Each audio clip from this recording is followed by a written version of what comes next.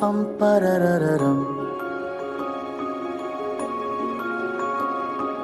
हो रहा है जो हो रहा है, क्यों तुम न जानो न हम। पम पररररम। क्या पता हमने है कहानियां हैं, कहानी में हम। पम पररररम। कभी कभी जो ये आधी लगती है, आधी लिख दे तू, आधी रह जाने दे, जाने दे। जिंदगी है जैसे बारिशों का पानी, आधी भर ले तू, आधी बह जाने दे, जाने दे। हम समंदर का एक कतरा है या समंदर है हम। पम पररररम।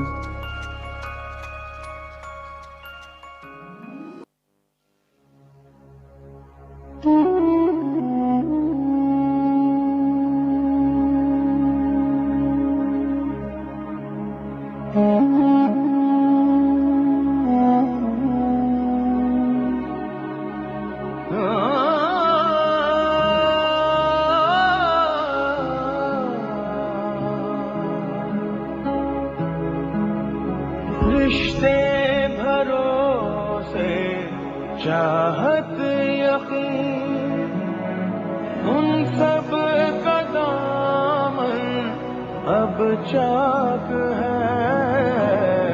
समझे के हाथों में है जमीन, मुट्ठी जो खोली बस खाक है।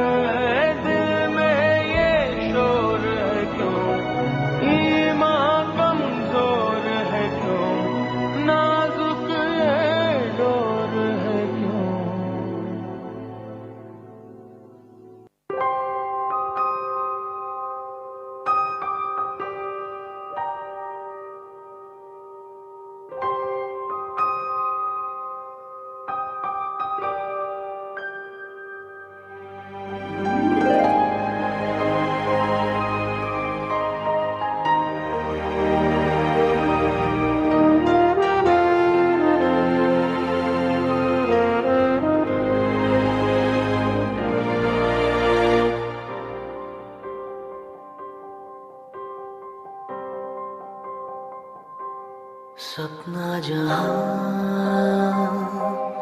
दस्तक न दे, चौखट थी वो आंखें मेरी, बातों से थी तादाद में खामोशियां ज्यादा मेरी। जब से पड़े तेरे कदम, चलने लगी दुनिया मेरी। मेरे दिल में जगह खुदा की खाली थी, देखा वहाँ पे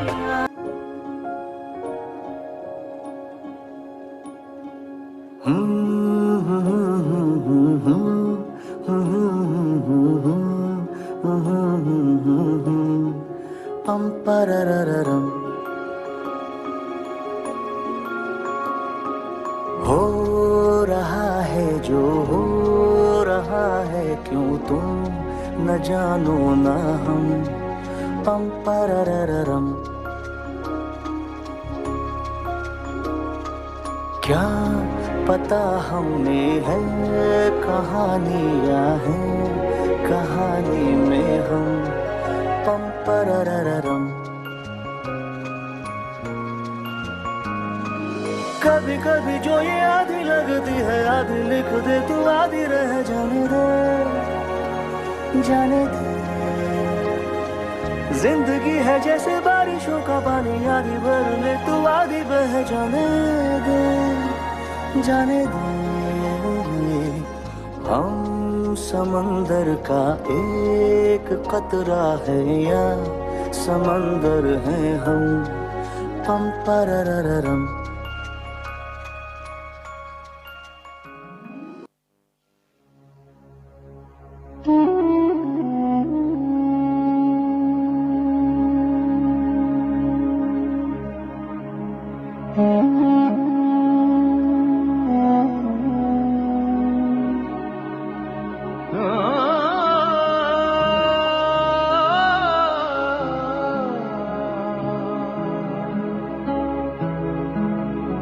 रिश्ते भरोसे चाहत यकीन उन सब का दामन अब चाक है।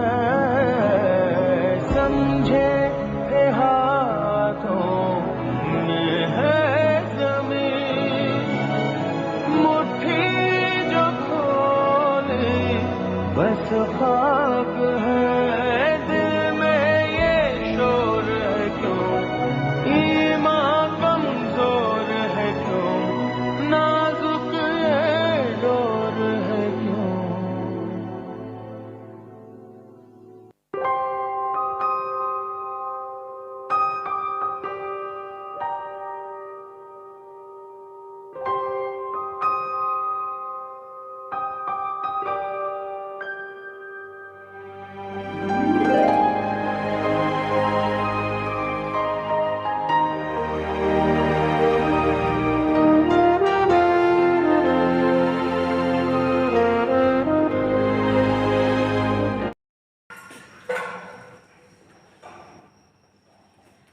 आज के युवा को आध्यात्मिकता की बहुत ज़्यादा ज़रूरत है, क्योंकि आज हमारे देश में सुसाइड रेट्स भी बढ़ रहे हैं और सोशल मीडिया एडिक्शन के कारण युवा जो है वो अपने जो मूल पथ है उससे भ्रमित होता जा रहा है।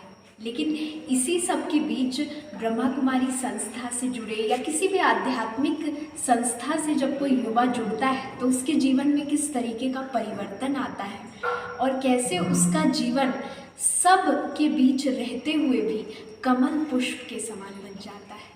तो इसी कड़ी में आज की इस खास बातचीत में हम एक ऐसे ही युवा से बात करने जा रहे हैं जो अपने कार्य क्षेत्र में तो सफल हैं ही, लेकिन साथ साथ वो स्पिरिचुअलिटी को प्रैक्टिस भी करते हैं और प्रैक्टिकली कैसे अप्लाई करके उनकी लाइफ में परिवर्तन आया, उनसे हम बातचीत करके ये जानने की कोशिश करेंगे। मीडिया कॉन्फ्रेंस और मेडिटेशन रिट्रीट ज्ञान सरोवर में आयोजित किया गया और इसी में परफॉर्म करने आए हुए थे मोहित मुंबई से। बता दें कि वो एक HR प्रोफेशनल है सॉफ्टवेयर कंपनी में। तो चलिए उनसे सीधा संवाद करते हैं। सबसे पहले आपका बहुत बहुत स्वागत है हमारे इस कार्यक्रम में। मेरा पहला जो प्रश्न है वो यही है कि जब हम युवाओं में आज आध्यात्मिक जागृति की बात करते हैं तो युवा सुनते हैं, उन्हें ऐसा नहीं है आध्यात्मिकता में इंटरेस्ट नहीं है, लेकिन जब बात आती है उसे लाइफ में प्रैक्टिकली अप्लाई करने की तो उनके मन में एक कन्फ्यूजन, असमंजस की स्थिति होती है। तो आपको कैसे ये राह मिली और वास्तव में स्पिरिचुअलिटी क्या है, क्योंकि आप खुद एक यूथ हैं तो आप, मैं चाहूँगी आप वो बताएं। सबसे पहले धन्यवाद आपका कि आपने इतने अच्छे तरीके से हमारी युवाओं की जो समस्याएं हैं उनको छुआ है और ये कहते हुए मुझे बहुत अच्छा लग रहा है कि हमारी जो पीढ़ी है वो बहुत एडवांस्ड है in terms of technology, in terms of exposure. काफ़ी चीज़ें हमें पता हैं, काफ़ी चीज़ें हमें करनी हैं, बस वो डायरेक्शन नहीं है। आज के यूथ को, आज के युवाओं को कोई पर्पस नहीं है। हम बस जा रहे हैं, आगे जा रहे हैं, पैसे कमा रहे हैं, अचीवमेंट्स के चक्कर में बस बढ़ते जा रहे हैं, लेकिन हमें पता नहीं है कि जा कहाँ रहे हैं इन टर्म्स ऑफ एवरीथिंग जो भी हम कर रहे हैं। तो आपके सवाल का जवाब कि स्पिरिचुअलिटी जब हम सुनते हैं, सबसे पहले लोगों को तो लगता है कि अरे बहुत बोरिंग चीज़ है या पता नहीं क्या क्या करना पड़ता होगा, पर वो एक अनुभव की बात है इस वजह से कि आज जो समस्याएं चल रही हैं हमारे जीवन में, हमें सबसे पहली बात वो चाहिए या वो नहीं चाहिए।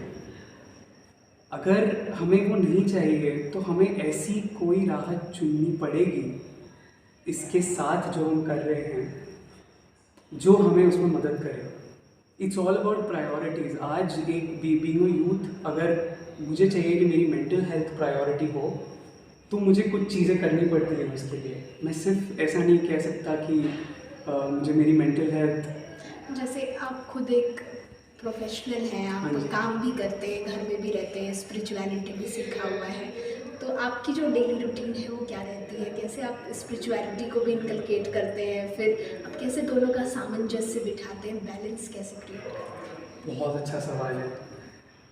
तो सब लोग ये कहते हैं कि वक्त नहीं है, किसी चीज़ के लिए वक्त नहीं है, लेकिन हमारे पास इंस्टाग्राम सर्व करने के लिए और 2 घंटे 3 घंटे कैसे निकल जाते हैं समझ में नहीं आता। तो जैसे मैंने पहले भी कहा, इट्स ऑल अबाउट प्रायोरिटी। हमें डिसाइड करना पड़ता है कि हमारे लिए ये इम्पॉर्टेंट है। That is the first step. Second step है अपने रूटीन में लाना कि मैं एक टाइम फिक्स करता हूँ कि पूरे दिन में, चाहे कितना भी बिजी हो पूरा दिन, अगर सुबह वक्त ना मिले तो डेफिनेटली शाम को सोने से पहले या घर आने के बाद जब भी ऑफिस से वापस आते हैं तो आधा घंटा 1 घंटा अगर हो पाए तो शांति से बैठे, सब मतलब अपना पूरा दिन कैसे गया है एक और रिफ्लेक्ट करें। बात करते करते मेरे दिमाग में एक प्रश्न आ रहा था कि जैसे मुंबई हम बोलते हैं कि वहाँ लोग जाते हैं तो सर्वाइवल ऑफ द फिटेस्ट, ये भी चीज़ हो जाती है, मतलब जाते हैं बड़े सपने लेके। या तो आप मुंबई जैसी जगह में मतलब रहते हैं जहाँ पर इतना मतलब इतनी चहल पहल और कहीं ना कहीं बोल रहे हैं सब भाग रहे हैं, इसके बीच में एक ऐसी लाइफ को लीड करना और यूथ होके, तो क्या आपके सामने डिस्ट्रैक्शंस आते हैं? तो आपको कभी ऐसा लगता है कि मतलब कुछ चीज़ों की तरफ आपका आकर्षण हो रहा है या आप अपने गोल से डेविएट हो रहे हैं, आपको ऐसा कुछ फेस करना पड़ रहा है? बिल्कुल, मुझे ऐसा लगता है हम सब फेस कर रहे हैं क्योंकि इतनी सारी चीज़ें बदल रही हैं और बहुत ज़रूरी है हमारे लिए ये महसूस करना कि ये कितना इम्पोर्टेंट है हम सब लोगों के लिए, ताकि हम सब एक अच्छी डायरेक्शन में जाए। क्योंकि जैसे आपने कहा मुंबई में तो एवरीवन इज रनिंग, सब भाग रहे हैं, लेकिन जैसे मैंने बोला कहाँ भाग रहे हैं उन्हें नहीं पता, बस भाग रहे हैं। और फिर लेटर इन लाइफ सब लोग को रियलाइज़ होता है कि अरे वक्त तो निकल गया, लेकिन जो चीज़ें करनी थी, जो इम्पोर्टेंट थी, वो तो हुई ही नहीं। तो डिस्ट्रैक्शंस डेफिनेटली आती हैं, बहुत आती हैं। लेकिन जैसे फॉर एग्जांपल अभी कोई स्टूडेंट है तो अगर अच्छे मार्क्स लाने हैं, आगे जाना है नेक्स्ट ईयर में, तो फोकस तो बहुत ज़रूरी है। तो इसीलिए ये चीज़ इम्पोर्टेंट समझ के उस पर फोकस करना, उसको प्रायोरिटाइज करना, ये मेन एजेंडा होना चाहिए। आपकी लाइफ में मतलब स्पिरिचुअलिटी को कब आपने जानना शुरू किया? क्या बचपन से आपके घर में जो मम्मी पापा थे ऐसे माहौल थी? मतलब क्या चीज़ ऐसी थी जो आपको लगा कि मुझे इसकी ओर कदम आगे बढ़ाना चाहिए? आपका मेडिटेशन भी प्रैक्टिस करते होंगे, तो इसके बारे में थोड़ा मुझे। बिल्कुल, सबसे पहले अपब्रिंगिंग का बहुत बड़ा पार्ट है इसमें, क्योंकि मम्मी थी, मेरी मौसी थी और घर में वैसा वातावरण भी था, पर that was not the only thing. मैंने जब बाहर देखा कि क्या चल रहा है तभी मुझे लगा कि ये इसमें कुछ तो गलत है, कुछ तो ऐसा हो रहा है जो सही नहीं है। तो तभी रियलाइज़ हुआ कि फिर सही क्या है, क्या करना चाहिए कि इन सब में रह के सही लगे। तभी यू कम टू स्पिरिचुअलिटी। वो यूजुअली सब लोगों में होता है कि चलो पूरी लाइफ जी लेते हैं, फिर देखेंगे रिटायरमेंट के बाद, पर तब तक वक्त ना निकले। अभी बहुत ज़्यादा, जैसे आपने कहा, समस्याएं हैं, पहले से भी ज़्यादा अभी हैं, ऐसे कहते हैं सब लोग। अभी एक और चीज़ हम कहते हैं कि जनरेशन गैप जो है वो भी आ गया है, कि मतलब कम्युनिकेशन भी जो है वो बच्चों का नहीं हो पा रहा है पेरेंट्स के साथ। दोनों वर्किंग हैं, तो फिर बच्चा अगर चाहता है कुछ शेयर करना तो बहुत बार वो बाहर अपने दोस्तों के साथ ज़्यादा कंफर्टेबल हो गया है बजाय अपनी फैमिली के साथ। और आपकी मदर भी यहाँ पर मौजूद है, तो हम चाहेंगे उनसे भी थोड़ा सा कन्वर्सेशन हम करें। जैसा मैंने अभी बोला जनरेशन गैप, और और मैं आप दोनों को मैंने मतलब ऑब्ज़र्व किया है यहाँ, आप लोगों ने जिस तरह से साथ में सिंगिंग की, मतलब वो जो एक रिश्ता है पेरेंट और बच्चे का, वो उसकी जो स्ट्रॉन्गनेस है, उसके अंदर की जो प्योरिटी है, उस रिलेशनशिप की जो इम्पोर्टेंस है, वो अभी कितनी ज़्यादा है, और वो उसकी जो कमी है वो क्यों आ गई, तो क्या कुछ हमें करना चाहिए? मुझे लगता है कि इसका इम्पोर्टेंस अभी बहुत ज़्यादा है। पहले उतना नहीं था क्योंकि पहले सब चीज़ें सॉर्टेड थी। अभी दिन ब दिन जो समस्याएं आ रही है युवा पीढ़ी को लेकर, उसमें लगता है कि जो पेरेंट्स का रोल है बहुत इम्पोर्टेंट है। युवा घर के बच्चे जब युवा स्टेज में आते हैं तभी नहीं, ये शुरुआत तब होती है जब एक माँ अपने बच्चे को जन्म देती है। तो आज के युग में, अभी के समय में एक माँ पे बहुत बड़ी जिम्मेदारी है, क्योंकि वो सिर्फ अपना बेटा बेटे को डेवलप नहीं कर रही है, वो एक ऐसे इंसान को डेवलप कर रही है जो आगे चल के समाज का एक हिस्सा बनने वाला है। तो हर एक माँ अगर ये सोचे कि मेरा बच्चा समाज का एक उत्तम इंसान बने, एक अच्छा इंसान बने, तो वो हर एक माँ अगर ये सोचेगी तो वो समाज कैसे बनेगा। तो इस प्रकार से हर एक माँ के ऊपर ये बहुत बड़ी जिम्मेदारी है, और वो जिम्मेदारी निभाने के लिए उसकी शुरुआत जब वो माँ बन जाती है वहीं से शुरू होती है। माँ का तो अपने बच्चे से तो रिलेशन होता ही है बहुत, लेकिन अभी वर्किंग लेडीज़ होती है, वर्किंग पेरेंट्स होने की वजह से टाइम नहीं दे पाती। लेकिन मैं मुझे विश्वास है कि जितने भी मैं देख रही हूँ, जितनी भी माएँ हैं, वो मैक्सिमम टाइम अपने बच्चे के साथ देना चाहती हैं, क्वालिटी टाइम देना चाहती हैं। So that is very important. बहुत बड़ी और गहरी बात मुझे लगता है आपने कही कि उस रिस्पॉन्सिबिलिटी जो है वो कहाँ से शुरू होती है। मैं अब थोड़ा सा इस कन्वर्सेशन को लाइट करना चाहूँगी। मैं चाहूँगी आप दोनों थोड़ा सा बताएं कोई ऐसा मोमेंट, या आप दोनों का मतलब कैसी बॉन्डिंग है, आपका बेस्ट फ्रेंड अगर मैं पूछूँ तो वो कौन है? और मैं थोड़ा सा चाहूँगी अपने रिश्ते के बारे में आप बताएं, मम्मी के साथ आपका कैसा रिलेशन? ये इतना मतलब दिल को छूने वाला सवाल है, ऑनेस्टली स्पीकिंग। आपने मुझे पूछा मेरा बेस्ट फ्रेंड कौन है, डेफिनेटली मेरी मम्मी है।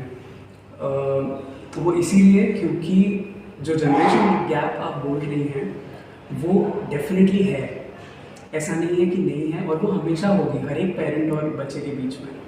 हम देख रहे हैं 5 या 10 साल में टेक्नोलॉजी कहाँ से कहाँ पहुँच गई है। हमारे पेरेंट्स को शायद उतना अपडेट रहना पॉसिबल, चीज़ें इतनी बदल गई हैं कि मतलब सबके पास अपना पर्सनल फ़ोन है, तो मतलब आप किसी की लाइफ पे आपका कंट्रोल अगर आप चाहो कि कर लो तो वो बिल्कुल भी आप नहीं कर सकते हो। ये चीज़ें बदली और इसे एक्सेप्ट करके ही, लेकिन फिर भी जो रिलेशनशिप की बॉन्डिंग है, जैसे आप दोनों मतलब जिस तरह से आपने संगीत को भी एक जरिया बनाया, कहीं ना कहीं संगीत में भी वो झलकता है उस तरह से।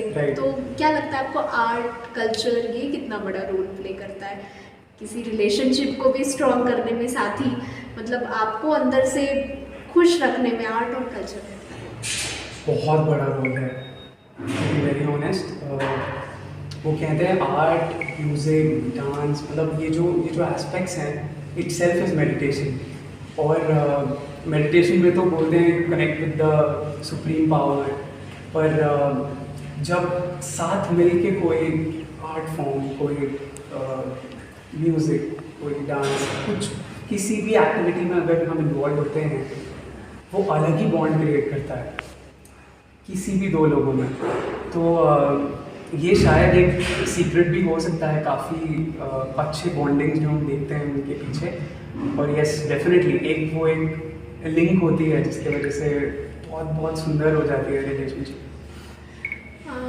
मेरा एक क्वेश्चन आपसे है मैम कि अभी जैसे हम देख रहे हैं कि बच्चे जो करियर ऑप्शन चूज़ करना चाहते हैं, तो कई बार पेरेंट्स बच्चों की जो उनकी जो खुशी होती है या वो जो करना चाहते हैं सपोर्ट करते हैं, लेकिन कई बार वो समझ नहीं पाते। बच्चा कुछ करना चाह रहा होता है, पेरेंट्स चाहते हैं कि वो मेरा सपना पूरा कर दे, मैं IAS बनना चाहता था, तो उसकी वजह से भी उनके रिश्ते में वो बच्चा भी खुलकर नहीं कह पाता अपनी बात, और दोनों ही कहीं ना कहीं उस रिश्ते में फंसे रहते हैं, दबे रहते हैं, और फिर बच्चे का करियर भी सही नहीं हो पाता, लाइफ भी सही ट्रैक पर नहीं जा रही होती है। ऐसे में पेरेंट्स का क्या रोल हो जाता है? आपको क्या लगता है कैसे उसे बच्चे को समझाना चाहिए, उससे बात करनी चाहिए, क्या करना चाहिए? हाँ, मैं फिर से वही कहूँगी कि माँ बाप का रिलेशन बच्चा जैसे ही बड़ा होने लगता है तभी से तो उसकी रिस्पॉन्सिबिलिटी दोनों की होती है। एक माँ और स्पेशली माँ के बारे में बोलूँगी, क्योंकि पिता का रोल तो बाद में आता है, बाहर ज़्यादा इन्वॉल्व होते हैं बाहर के कामों में। तो माँ अपने बच्चे से बहुत ज़्यादा कनेक्टेड होती है और उसे पता होता है कि मेरे बच्चे में क्या गुण है और उसे कहाँ जाना चाहिए, क्या करना चाहिए। तो अभी जो है सपोज किसी का बच्चा अगर कुछ करना चाहे तो उसे सपोर्ट ज़रूर करना चाहिए, लेकिन होता ये है ना कि पेरेंट्स को ऐसे लगता है कि अपना बच्चा पहले कुछ सीख ले, अच्छा फाइनेंशियली सेटल हो जाए, उसके बाद जो पैशन उसको फॉलो करना है करने दें। तो ये बिल्कुल सही है, क्योंकि सर्वाइव करना है तो you need bread and butter for the soul, कहते हैं bread and butter for living, and whatever passion you have it should have for the soul. So ये बैलेंस हर एक पेरेंट ने रखना चाहिए कि उसको अच्छे से पढ़ा के जो उसे चाहिए वो पढ़ा के उसको डायरेक्शन दे के, साथ ही साथ उसका जो पैशन है उसको जान के। बच्चा, हर एक बच्चे में कुछ ना कुछ गुण होते हैं। अगर उसे किसी चीज़ का पैशन है, किसी को फोटोग्राफी का होता है, किसी को म्यूज़िक का होता है, डांस का होता है, एक्टिंग का होता है, तो वो साइड बाय साइड उसका, because that is for the soul. अगर सिर्फ एकेडमिक्स की तरफ आप बच्चे को बोलोगे कि नहीं आप अचीव, तो it becomes more of achievement oriented, जो आगे चल के उस बच्चे को डिप्रेशन की ओर ले जाता है, क्योंकि उसकी सोल को वो फॉर्म नहीं मिल रहा है जो उसे चाहिए। अगर एक बच्चा आर्ट में अच्छा है, माना कि आर्ट उसे आगे जाके शायद उतना स्टेबिलिटी फाइनेंशियल ना दे पाए, लेकिन फिर भी अगर उसको सोल के लिए वो फूड है तो उसे ज़रूर करना चाहिए। तो वो बैलेंस उसको सिखा देना चाहिए कि बैलेंस कैसे करें। दे आर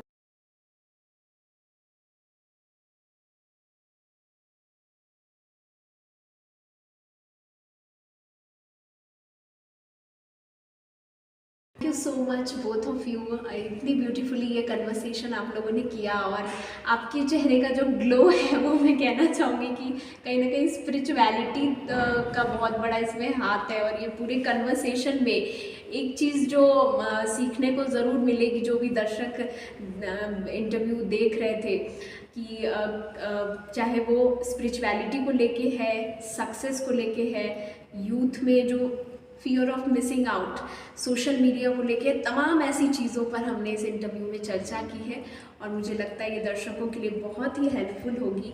और अभी इस बातचीत में इतना ही। Thank you so much for being with us. और आपका भी बहुत बहुत ज़्यादा धन्यवाद। आपने इतने अच्छे और इतने गहराई से सोचने वाले सवाल पूछे हैं कि हम सब